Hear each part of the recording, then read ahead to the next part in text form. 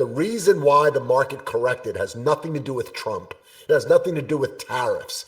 Is it related? Yeah, there's some, but if you listen to the media, they'll tell you, well, tough tariff talk has investors nervous. And then you see like a 400 point decline in the Dow. So you think to yourself, oh, wow, tariffs, Trump bad for the economy, tariffs bad, right? But that's not the truth. That's not what's really going on. The effect of tariffs long term will be good.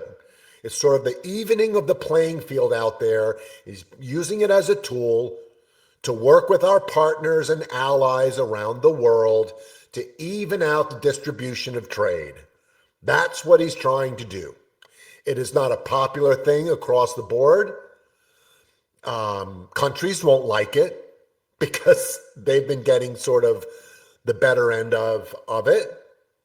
Some politicians won't like it because it might cause them, if they align with it, might cause them not to get reelected. So you're going to hear that. And then the media obviously doesn't like it because it's coming from you-know-who.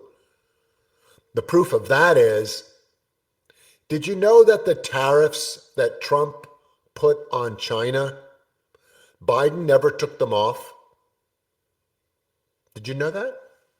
Most, not all, but most.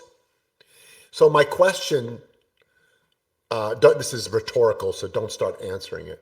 Why did the media over the last 4 years, why didn't they go after Biden and the administration for their tariff trade war with China? Why is it only now that Trump talks tariffs and that's all they want to talk about? Interesting, right? How the media picks and chooses what they want to talk about. So a lot of the tariffs that were put on 6-7 years ago, still there. Some of them were taken off, but a lot of them are still there. And they were just the beginning. The problem is we put the tariffs on, the tariffs got paid, but we continued to not go anywhere. So they're going to, increase it. Yeah, Frankie, I'm not going to get into this with you because we won't agree on anything on this thing, but there is no economic war. There's not a trade war. This is negotiation, and this is an evening of the playing field, and there'll be back and forth, tariffs on both sides. I don't hear other countries bashing their leaders for tariffing the U.S. Do you know we have 100% tariff on cars that come into Europe? Anybody know that? Some cars are tariffed at 100% in Europe. Did any of you know that? So my question to you, those of you that maybe live outside of the U.S., did any of your leaders, presidents, when prime ministers, kings, when they tariffed 100% on the United States, did their media blow up and protest? Oh my God, you're going to start a trade war if you tariff United States 100%. No.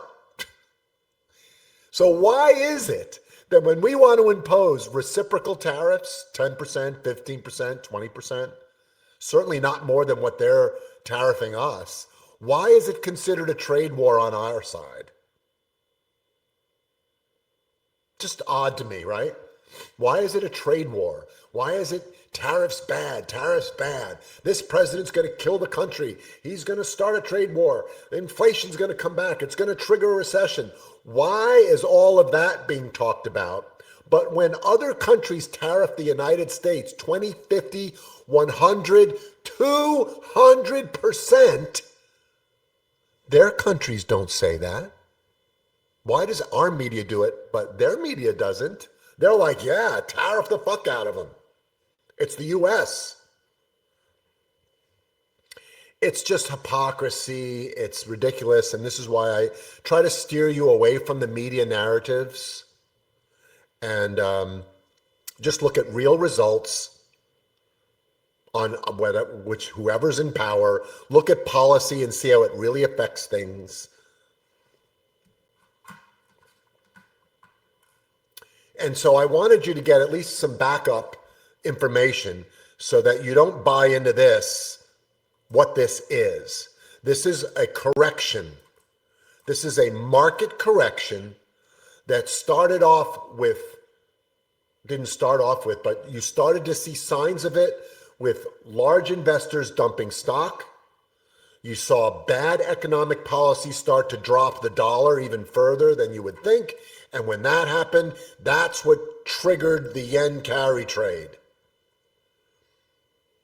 More stimulus and printing of money and bad energy policy, which I won't get into in general, but almost every decision that was made over the last 4 years as far as energy was concerned hurt our industry and had input costs go up for our companies here, which is part of what caused inflation. Big I. And so, when you add all this up with sort of the dark pool money and now investors pulling their money out and sitting on the sidelines and foreign investors moving money this way, you're going to see this. And so now that you've seen this in a very unique way, I am interested in buying the dip, which I'm going to talk about next. I definitely want to buy some of this. I don't know how far it's going to go up. Obviously, the first target on SPY realistically would be the daily 200. So that's the first place that you could look for it to bounce to. If it fails here, then you might see the next leg lower, maybe. Or it breaks above and maybe you get a rally, or maybe it chops. Nobody knows, not even me. But I'm going to play the dip under certain conditions. When I do play the dip, I'm going to be buying one asset per, let's just call it sector. So you're not going to see me buying Amazon, Tesla, well, maybe. But you're not going to see me buy Amazon, Apple, Meta. I'm going to pick one. And the one I'm going to pick is going to be the one most likely, I think, that is the most oversold because it has the most potential to come up. If you pull a rubber band this far and another rubber band this far and let them go, which one snaps further? This one, right? So that's kind of my thinking on RSI. It always has been. Thanks for watching. Hope you enjoyed this video from Trade With Me Now. Make sure to go ahead and like this video and subscribe to our channel so you make sure that you catch our next video right when it's released. Also, if you have a question or comment, please leave that in the comments section below. And of course, if you want to learn more about Trade With Me Now or join our community of profitable traders, go to tradewithmenow.com. There's also a link in the description below.